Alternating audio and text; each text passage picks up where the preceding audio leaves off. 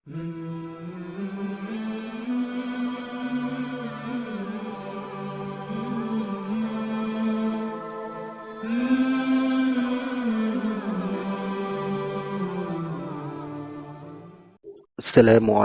warahmatullahi wabarakatuh.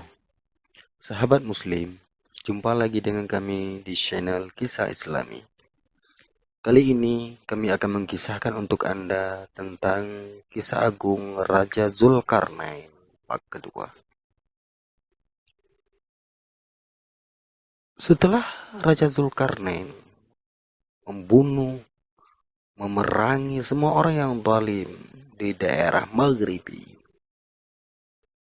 kemudian dia dan tentaranya bergerak ke arah timur, di mana beliau sampai ke India. Dan sesampainya di India, Raja Dzulkarnain melihat bangsa India itu yang musyrik dan menyembah banyak sekali Tuhan, yaitu bangsa Hindustan. Raja Dzulkarnain pun menaklukkan negeri itu. Dia mengamankan negeri itu dan membuat negeri itu tentram, serta diatur sebaik-baiknya, sehingga setiap jiwa dapat merasakan hidup yang aman, tentram, dan bahagia. Dan yang paling penting, bangsa itu berhasil Zulkarnain bebaskan ataupun keluarkan dari lembah kesesatan, lembah kemusyrikan, menuju taman keimanan yang menyembah Allah Subhanahu wa Ta'ala. Setelah Dzulkarnain selesai di India, maka dia dan Raja Zulkarnain tersebut beserta bala tentaranya menuju ke utara, yaitu negeri Armenia. Beliau melalui Paris ataupun Parsi dan Azerbaijan. Kemenangan demi kemenangan yang Zulkarnain capai di dalam perjalanan beliau. Akhirnya, sampailah Zulkarnain di suatu tempat. Di sana Zulkarnain menemukan sebuah bangsa yang hidupnya selalu dihantui oleh ketakutan dan kekhawatiran. Kenapa? Karena negeri tersebut berbatasan dengan bangsa Yajud dan Ma'jud yang sangat terkenal dengan kekejaman dan kezaliman Ya'juj Ma'juj tersebut. Bukan sekali dua kali Ya'juj Ma'juj mengganggu mereka, tetapi kerap kali bangsa Ya'juj Ma'juj itu datang menyerang mereka. Mereka Ya'juj Ma'juj itu menghancurkan apa saja yang mereka dapati dan membunuh siapa saja yang mereka jumpai. Kedatangan Raja Dzulkarnain memberi bangsa itu seberkah cahaya harapan. Mereka menyambut dengan segala kehormatan dan kegembiraan. Kenapa? Karena mereka tahu, mereka telah mendengar kabar yang beredar bahwa Zulkarnain ialah seorang raja yang kuat, raja yang adil yang ada di muka bumi saat itu. Tidak ada raja yang paling berkuasa dan yang kuat di muka bumi pada saat itu selain Zulkarnain. Lalu mereka meminta kepada Raja Dzulkarnain untuk melindungi mereka dari serangan Ya'juj dan Ma'juj. Mereka memohon kepada Dzulkarnain untuk membuat sebuah dinding raksasa yang tidak dapat ditembus oleh Ya'juj Ma'juj. Dan sebagai balasan, mereka rela membayar mahal, membayar berapapun yang Zulkarnain minta. Mereka berkata, "Hai Raja yang Agung Zulkarnain, sesungguhnya Ya'juj dan Ma'juj, mereka adalah orang-orang yang membuat kerusakan di muka bumi. Mereka selalu mengganggu kami, membunuh kami. Maka dapatkah kami memberi sesuatu pembayaran kepadamu supaya kamu membuat dinding di antara kami dan mereka?" Lalu sang Raja Dzulkarnain berkata, "Apa yang telah dikuasakan oleh Tuhanku, yakni Allah, kepadaku adalah lebih baik daripada apa yang akan kalian berikan kepadaku. Aku akan membuat dinding di antara kamu dengan Ya'juj Ma'juj. Yang aku perlukan adalah bekerja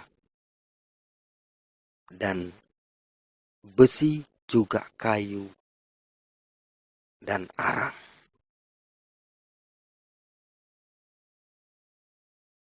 Maka Zulkarnain meminta, "Berikanlah kepadaku potongan-potongan besi."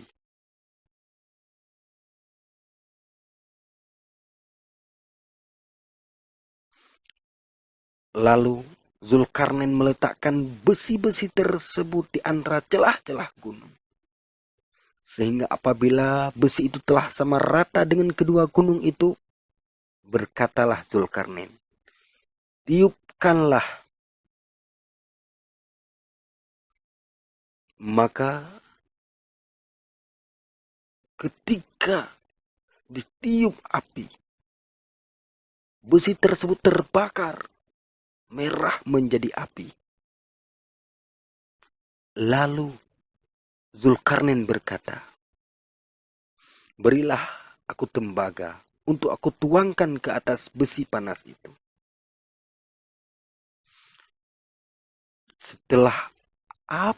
Setelah besi memerah di antara dua celah gunung, Zulkarnain pun menuangkan tembaga ke atas besi panas itu.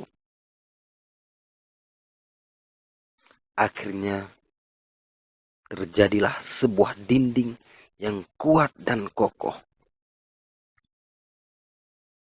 Dan Ya'juj Ma'juj pun terkurung di dalamnya.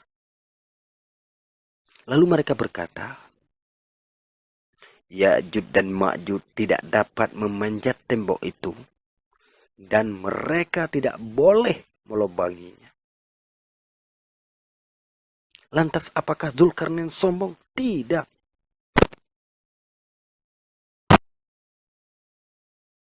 Zulkarnain berkata, "Tembok ini adalah rahmat dari Tuhanku untuk kalian. Maka apabila sudah datang janji Tuhanku, Dia akan menjadikannya hancur luluh. Dan janji Tuhanku itu adalah benar." Karena sebagaimana kita ketahui bahwa tanda-tanda kiamat kubra adalah munculnya Ya'juj dan Ma'juj. Ketika saatnya tiba, Ya'juj Ma'juj akan muncul, maka dinding yang dibuat oleh Zulkarnain dulu itu hancur dengan izin Allah. Untuk saat ini Ya'juj Ma'juj terkurung di antara dua gunung yang Zulkarnain buat tembok. Tentang masalah Ya'juj Ma'juj ini banyak perbedaan pendapat di antara ahli tafsir, dan mungkin akan kita bahas di pertemuan yang selanjutnya.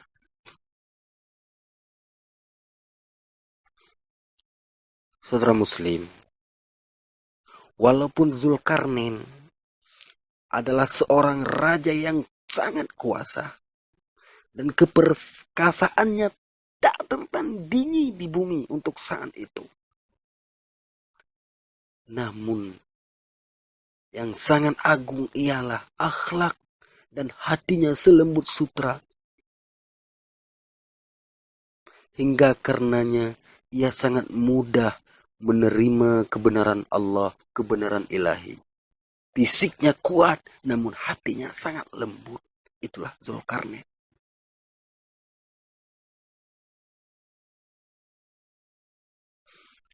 Di dalam kitab Ihyaul Ulumuddin, Imam Al-Ghazali menceritakan, suatu ketika Zulkarnain mendatangi suatu kaum yang tidak mempunyai harta. Dan tidak pula punya benda-benda yang boleh mereka nikmati. Lalu mereka menghantarkan surat kepada raja tersebut. Zulkarnain mengirim surat kepada raja di sebuah negeri yang tidak punya apa-apa. Dan Raja Zulkarnain berpesan agar raja tersebut membalas suratnya. Tapi ternyata raja itu menolak permintaan Zulkarnain. Malah sebaliknya, dia berkata, jika Zulkarnain merasa ada kepentingan dengannya, sebaiknya dialah yang datang menemuinya. Masya Allah. Seorang Raja Zulkarnain yang sangat berkuasa, tapi ditentang, dilawan oleh seorang raja di mana negeri raja tersebut tidak punya harta benda. Tidak ada apa-apa untuk dinikmati. Subhanallah. Ini akan kita bahas di part yang ketiga insya Allah. Sekianlah part yang kedua dari kami. Terima kasih telah menonton dan dukung terus channel kami dengan cara like, subscribe, comment, and share. Semoga kita menambah kecintaan terhadap Islam dan menambah semangat kita untuk membela Islam dan membawa syiar Islam. Amin ya mujibas sailin. Terima kasih atas segala perhatian. Mohon maaf atas segala kekurangan, karena kesempurnaan hanyalah milik Allah. Kekurangan dan kealpaan merupakan hak kami seorang hamba, seorang insan yang lemah. Wabillahi taufiq wal hidayah. Assalamualaikum warahmatullahi wabarakatuh.